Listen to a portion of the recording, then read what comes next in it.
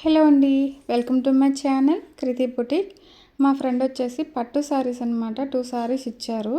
వాటిపైకి బ్లౌజ్కి అన్నమాట మగ్గం వర్క్ చేయమన్నారు. ఇందులో వచ్చే బ్లౌజ్ వచ్చేసి సపరేట్గా ఉంచేసామండి. నార్మల్గా బోర్డర్స్ అవి పెట్టి స్టిచ్ చేయించుకుందామని.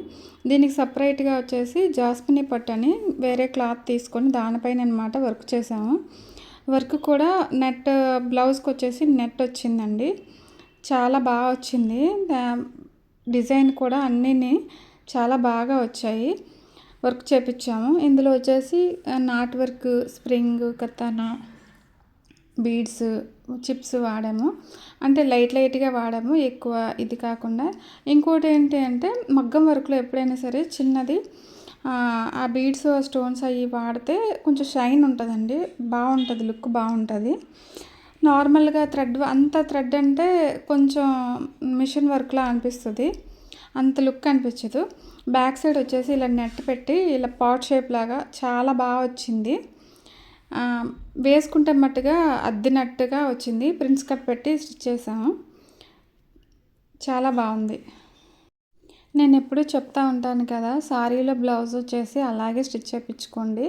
మీరు వర్క్ చేయించుకోవాలనుకుంటే సపరేట్గా క్లాత్ తీసి వర్క్ చేయించుకోండి, మగ్గం వర్క్. ఎందుకంటే కొన్ని ఫ్యాబ్రిక్స్ వర్క్కి సపోర్ట్ చేస్తాయి, కొన్ని చెయ్యవు.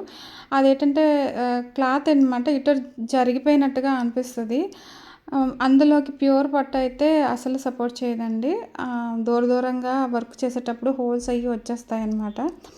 నేను ఇది వచ్చేసి జాస్మినీ పట్టు తీసుకున్నాను. చాలా బాగా ఫ్యాబ్రిక్ అయితే చాలా బాగుంది.